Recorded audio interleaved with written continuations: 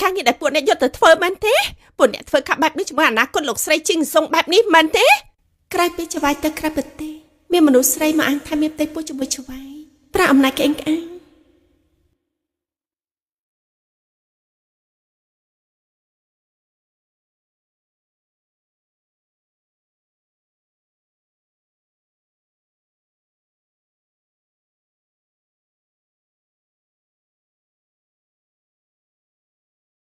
ជំនួយការជាងកំឡុងពេលដែលខ្ញុំមិននៅជួយមើលការខុសត្រូវក្រុមហ៊ុនផងខ្ញុំទៅ3ថ្ងៃទេថ្ងៃទី3ពេលល្ងាចម៉ោង5ខ្ញុំមកដល់វិញហើយបើមានរឿងអីទេប្រាប់ខ្ញុំផងណា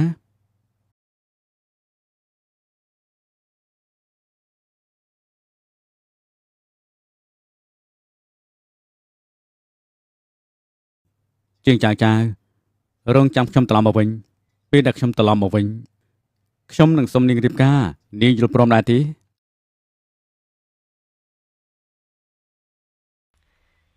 ជំនួយការលេនអេលួមកអានថាខ្លួនឯងមានកូនជាមួយច្បាយពេលនេះកំពុងតែតាំងច្បាប់ទម្លាប់ឲ្យបុគ្គលិកពេលនេះលោកលេកំពុងទទួលប្រកាសបញ្ញាបត្របន្ទប់ធ្វើការលោកប្រធានមកថ្ងៃនេះច្បាយត្រឡប់មកពីមើលការងារហើយគេមកក្បាច់ណាទៀតហើយតែទៅចូលមកធ្វើការបាន3ថ្ងៃក៏ហ៊ានតាំងច្បាប់ទម្លាប់ឲ្យពួកជាងជំនួយការជាងខ្ញុំមកប្រជុំថ្ងៃដំបូងនាងកុំឲ្យជឿក្នុងខែភ្នែកនាងមានលោកស្រីដូចជាយើងដែរទេខ្ញុំតែប្រជុំជាមួយអតិថិជនរួចបាត់មាត់ផែនការវាតម្លៃការអនុវត្តរបស់នាងខែនេះគឺពិចារណាហើយបើមនុស្សមកគ្រប់ហើយខ្ញុំមានរឿងមួយដែលត្រូវប្រកាសចាប់ពីថ្ងៃនេះតទៅច្បាប់របស់ខ្ញុំគឺជាអ្វីដែលត្រូវតែធ្វើតាមនៅក្នុងពួកខ្ញុំគឺជាទីជាតិរបស់ច្បាយពួកឯងចំណុចដំបូងចាប់ពីថ្ងៃនេះតទៅបុគ្គលិកស្រីទាំងអស់នៅក្នុងក្រុមហ៊ុនហាមតែងមុខហាមបាញ់ទឹកអប់អញ្ចឹងក្លិនអ៊ូអាប់មានពេញការិយាល័យហើយប៉ុន្តែក្រុមហ៊ុនឲ្យតែងមករហូតណាបាត់មាត់ពេលនេះមានហើយកុំគិតថាពេលដែលខ្ញុំមានផ្ទៃពោះពួកនាងចង់ឡើងក្រែស្វាមីខ្ញុំបានចំណុចទី2នៅក្នុងក្រុមហ៊ុនហាមមានក្លិនម្ហូបតទៅបុគ្គលិកគ្រប់គ្នាហាមហូបបាយនៅក្នុងបន្ទប់ធ្វើការមិនឲ្យពួកយើងហូបបាយនៅកន្លែងធ្វើការឲ្យពួកយើងធ្វើការចាំមិនទៅនេះសាំមែនហ្មងបុគ្គលិកក៏ជាមនុស្សដែរបាត់មាត់បុគ្គលិកទាំងអស់នេះសំខាន់ជាងទីជាតិនៅក្នុងពួកយើងបានចឹងម៉េចឆ្លាស់អេឡូខ្ញុំអ្នកណាអនុញ្ញាតឲ្យឯងហៅឈ្មោះពិតយើងតាំងពីថ្ងៃនេះតទៅគ្រប់គ្នាត្រូវហៅយើងថាលោកស្រីម្ចាស់ខ្ញុំត្រូវតែទ្រាំសម័យនេះការងារពិបាករត់ណាស់ជាពិសេសប្រាក់ខែ 50000 ធ្វើ4ថ្ងៃឈប់3ថ្ងៃបែបនេះបារបត់ពីដៃនឹងគ្មានទៀតទេចាលោកស្រីម្ចាស់នៅមានអ្នកណាមិនពេញចិត្តទៀតទេឈានជើងចេញមកល្អអញ្ចឹងស្ដាប់ឲ្យបានច្បាស់ចំណុចទី3ចាប់ពីថ្ងៃនេះតទៅអ្នកគ្រប់គ្នានៅក្នុងក្រុមហ៊ុនទាំងអ្នកគ្រប់គ្រងទាំងអ្នកសម្អាតត្រូវតែបម្រើយើងឲ្យបានល្អរួមទាំងទីជាតិនៅក្នុងពោះរបស់យើងផងថ្ងៃក្រោយរាល់ពេលដែលនៅក្នុងក្រុមហ៊ុនគ្រប់គ្នាហាមបើកម៉ាស៊ីនត្រជាក់ព្រោះសំឡេងម៉ាស៊ីនត្រជាក់រំខានទីជាតិរបស់យើងស្ដាប់ភ្លេងគេត្រូវការភាពស្ងៀមស្ងាត់បានហើយបើគ្មានអីទៀតទេបោលក្បាលទៅធ្វើការវិញទេជាងចាចៅនាងនៅទីនេះខ្ញុំមិនទេ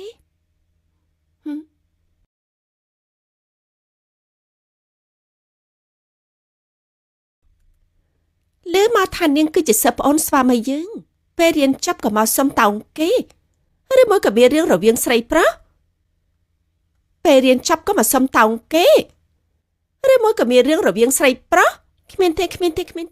លោកស្រីនិយាយអីបែបហ្នឹងខ្ញុំគ្រាន់តែទទួលឱកាសពីលោកតាកែតាមធម្មតាមកចាក់ទឹកតែនឹងទឹកតែប៉ុណ្ណោះចាត់ការឯកសារបែបនេះមែនទេខ្ញុំថាហើយមុខមាត់បៀមទុកដូចជានាងស្វាមីយើងគ្មានថ្ងៃមើលទេ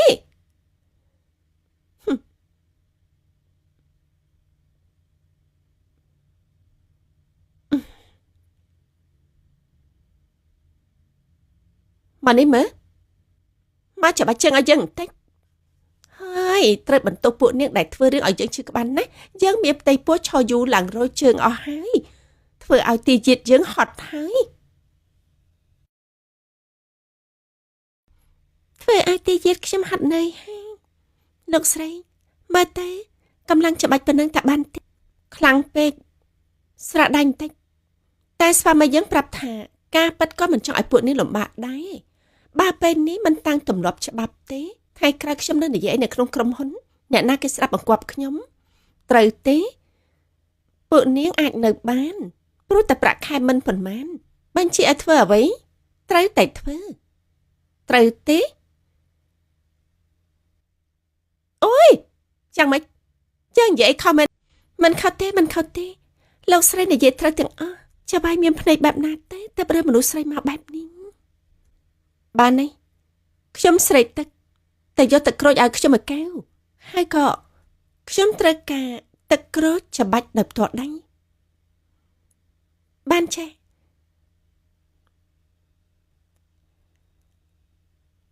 លោកស្រីទឹកក្រូចបានហើយចាស្លាប់ហើយអ្នកណាជាវត្ថុបុរាណមកទុកនៅទីនេះមានក្រុមហ៊ុនជាច្រើនចង់បានថូបការមួយនេះបើគ្មានមគូដែលគួរឲ្យទុកចិត្តទេក្រុមហ៊ុនរបស់យើងនឹងខូចខាតចំខានទេណាបានចេះលោកលេងម្ចាស់រីសតចូលចិត្តវត្ថុបុរាណណាគឺជាព័ត៌មានផ្ទៃក្នុងខ្ញុំយកថោនេះគឺតែឲ្យលោកលេវធុរកិច្ចនេះគឺកាន់តែងាយស្រួលនិយាយគ្នា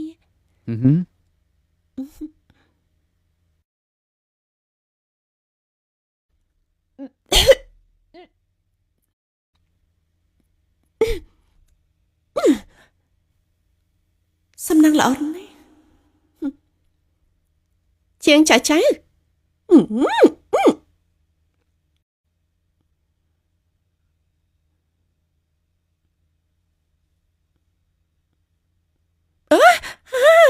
ជាងចាចៅ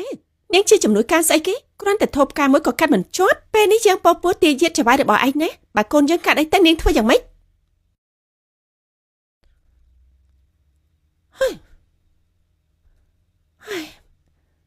ថោផ្កាបុរាណមួយនេះចវាយគាត់ខំដេញថ្លៃមកយកទៅឲ្យលោកលាវវាសំខាន់ខ្លាំងណាស់គ្រាន់តែថោផ្កាសយមួយវាសំខាន់ជាងកូននៅក្នុងពោះរបស់យើងឯង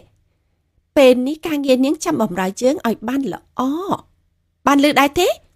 អ្នកមានផ្ទៃពោះមិនអាចផឹកភេសជ្ជៈលាយពណ៌បានទេទៅដុំឲ្យយើងមកកែទៀតមកមិនមែនទេណាលោកស្រីទឹកក្រូចនេះខ្ញុំច្បាច់ដប់ទៅនឹងដៃខ្ញុំមិនខ្វល់ទៅដូរថ្មីឲ្យយើងឥឡូវនេះប៉ុន្តែលោកលីម្នាក់នឹងគាត់កំពុងតែរងចាំថប់ការនៅក្នុងបន្ទប់ប្រជុំពេលនេះថប់ការបែកហើយលោកស្រីគួរតែរកវិធីអធិប្បាយជាមួយលោកតាកែទេ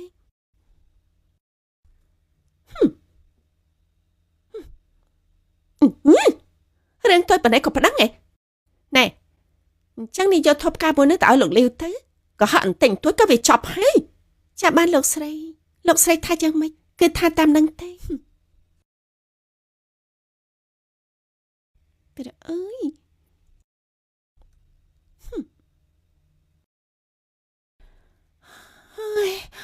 អូយថ្ងៃនេះអាកាសធាតុក្តៅចង់រលាយពេលនេះកុំព្យូទ័រក្តៅចង់គាំងទៅហើយរអ៊ូរទាំស្អី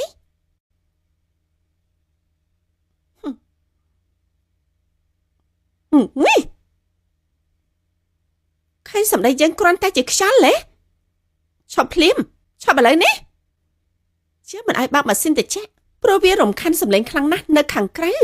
តែពួកអ្នកបែរជាហ៊ានខ្លាំងណាស់ហ៊ានកាន់ផ្លិតបកសម្លេងវាគួររំខានដល់ថ្នាក់នេះតាំងចិត្តមកចំទាស់ជាមួយយើងមែនទេហ៎លោកស្រីម្ចាស់បន្តពួកគេមិនបានទេណាថ្ងៃនេះអាកាសធាតុក្តៅខ្លាំងណាស់អើយបិទមាត់លោកស្រីម្ចាស់បន្តពួកគេមិនបានទេណាថ្ងៃនេះគឺធាតុអាកាសក្តៅខ្លាំងណាស់បិទមាត់យើងគឺជាលោកស្រីនាងគ្រាន់តែជាជំនួយការតូចមួយបាញ់ចែកឲ្យច្បាស់លាស់ថាឯងធ្វើការឲ្យអ្នកណាយ៉ាងម៉េចបន្តពួកគេមិនបានត្រូវបន្តយើងមែនទេនាងកំពុងតែមានកូនរបស់ចៅវាយទ្រាំបន្តិចទេជាងចៅទ្រាំបន្តិចទៀតនៅរំលងផុតហើយនាងលោកហើយនឹងពួកអ្នកទាំងអស់គ្នាពីរនាក់ខុសច្បាប់ក្រុមហ៊ុនកាត់ប្រាក់ខែម្នាក់500អូយលោកស្រីម្ចាស់ខ្ញុំគ្រាន់តែប្រើកង្ហារទេកង្ហារហ៎នោះគឺជាការប្រើភ្លើងក្រុមហ៊ុនគ្រាន់តែប្រើភ្លើងក្រុមហ៊ុនក៏ត្រូវតែបង់លុយលោកស្រីជួយលើកលែងឲ្យពួកយើងម្ដងទៅហើយខ្ញុំត្រូវបង់ថ្លៃផ្ទះរាល់ខែលុយមិនទាន់ចូលឲ្យប៉ៅទេឥឡូវនេះគ្មានលុយទេណាគ្មានលុយ អញ្ចឹងកាត់ប្រាក់ខែនៅខែក្រោយខ្ញុំមិនដេញលោកចេញចាត់ទុកថាខ្ញុំមេត្តាលោកទៅហើយនៅហ៊ានមកថ្វាយជាមួយយើងនៅត្រង់នេះទៀតទេ អានោះគឺ លោកស្រីម្ចាស់លោកស្រីចិត្តតិចសិនក្រុមហ៊ុនយើងគឺគ្មានច្បាប់ប្រើកង្ហារឲ្យត្រូវបង់លុយទេនាងក៏ត្រូវផាកពិន័យដែរយ៉ាងហោចណាស់3000រឿងនេះនាងគួរតែរៀបចំត្រៀមទុកជាមុនគ្មានភាពទទួលខុសត្រូវនាងត្រូវទទួលខុសត្រូវ3000មានសិទ្ធអី4000មិនមែនសិទ្ធរបស់5000បច្ចុប្បន្នចោះចាញ់ពិតមែនជាមនុស្សប្រភេទណាទេនេះលុយនេះកាត់ក្នុងប្រាក់ខែខ្ញុំទាំងអស់ទេកុំពីនៃពួកគេអីណាល្អនតាការដែលបានលះបង់ដើម្បីក្រុមហ៊ុនចាត់ទុកថាជាកិត្តិយសរបស់នាង លោកស្រីពិតជាឆ្លាតមែនខ្ញុំប្រាប់យូរហើយថានៅក្នុងក្រុមហ៊ុនដូចជាផ្ទះរបស់យើងអ្នកទាំងអស់គ្នាអត់ចេះសន្សំផងទៅនៅខាងក្រៅត្រឹមតែ40អង្សាតែប៉ុណ្ណោះទេទ្រាំបានមែនទេ ម៉ាស៊ីនត្រជាក់លោកប្រធានបាក់16អង្សាអាកាសធាតុ40អង្សានេះឆាប់ចេះទៅដល់លោកបានចាំមិនទេ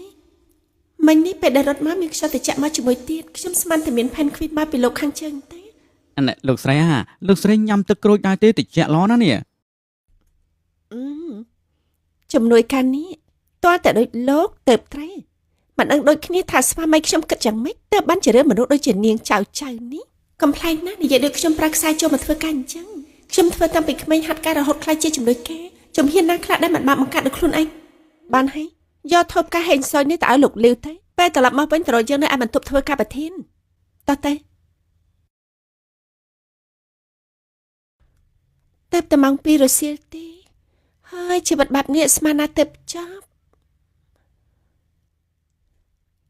លោកលាវលោកចិត្តតិចសិនទេ ពួកអ្នកឃើញថាខ្ញុំនេះជាមនុស្សល្ងងមែនទេថូបការនេះគឺតម្លៃរាប់លានចង់បាយក៏ត្រូវតែបាយមែនទេខ្ញុំគិតថានេះគ្មានស្មោះត្រង់ទេ លោកលាវអ្វីដែលខ្ញុំនិយាយមកគឺជារឿងពិតទាំងអស់លោកចាំឲ្យច្បាយពួកយើងត្រឡប់មកវិញសិនល្អទេប្រាក់ចំណេញក្រុមការនេះពួកយើងអាចចរចាគ្នាទៀតបានទេជាងចាចាហេតុអីនៅចាត់ការមិនទាន់រួចទៀតគ្រាន់តែធ្វើឲ្យថូបផ្កាហេងសុយបែកត្រូវអធិប្បាយប្រាប់គេយល់ដល់ថ្នាក់ហ្នឹងមែនទេលោកស្រីម្ចាស់ប៉ុន្តែក្រុមការរីសតគឺត្រូវពឹងពាក់លោកលាវទៀតណាពួកដែលរឿងច្រើនបែបនេះជាងសុងរបស់ជើងក៏មិនចង់សហការជាមួយដែរ ជំនួយការជាងបើបានมึงទៅហើយមិនចាំបាច់ឲ្យចវាយរបស់នាងមកទៀតទេណាហូ បានហើយមិនបាច់មើលទៀតទេ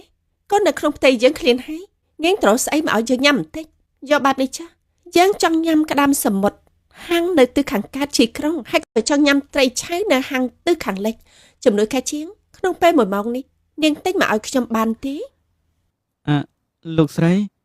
គោលដៅដែលយើងទៅគឺវាឆ្ងាយគួរសមដែរបើយើងចំណាយពេលតែ2ម៉ោងទៅមកគឺមិនទាន់ទេ អូអ្វីដែលលោកនិយាយក៏មានហេតុផលណាចាំម៉េចលោកឃើញថាជំនួយការជាងស្អាតត្រូវស្រីជីងចក់ម្នាក់នេះបង្វិលក្បាលឡើងវល់តែជួយវានិយាយមែនទេជំនួយការជាងរយៈពេល1ម៉ោងនេះនាងអាចត្រឡប់មកវិញបានមែនទេខ្ញុំធ្វើបានចាលោកហើយក៏លោកផងមករកខ្ញុំនៅបន្ទប់ធ្វើការ ជំនួយការជាងពេលនេះ River រលំហើយឥឡូវនេះអតិថិជនកំពុងតែប្តឹងក្រុមហ៊ុនយើង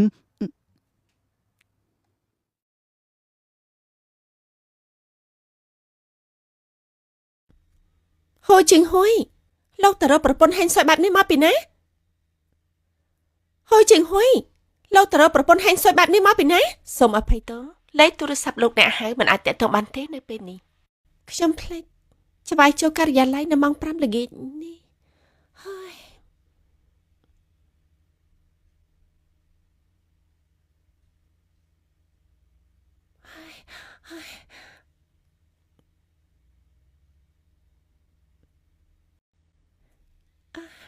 លោកស្រី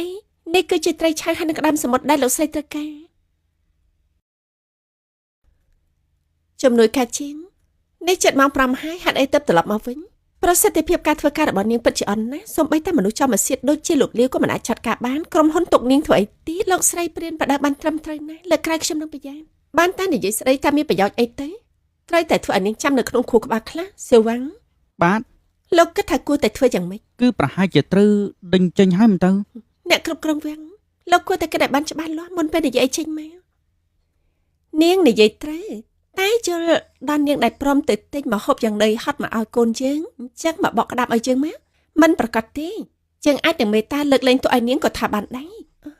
លោកស្រីខ្ញុំប្រតិកម្មអាហារសមុទ្រធ្ងន់ធ្ងរអាចដល់ស្លាប់បានណាឈប់កុហកយើងទៀតទៅចាំមិនដែលឃើញមានអ្នកណាប្រតិកម្មរហូតដល់ស្លាប់ទេលោកស្រីអ្នកណាក៏ដឹងរឿងនេះឲ្យអ្នកគ្រប់គ្រងវាំងជួយធ្វើទេខ្ញុំទៅវិញហើយអូយខ្ញុំឈឺពោះខ្លាំងណាស់លោកស្រីអង្គុយសិនទេញ៉ាំឲ្យយើងមើលទៅយើងនៅមិនទាន់ឃើញអ្នកណាប្រតិកម្មរហូតដល់ស្លាប់ម្នាក់ទេ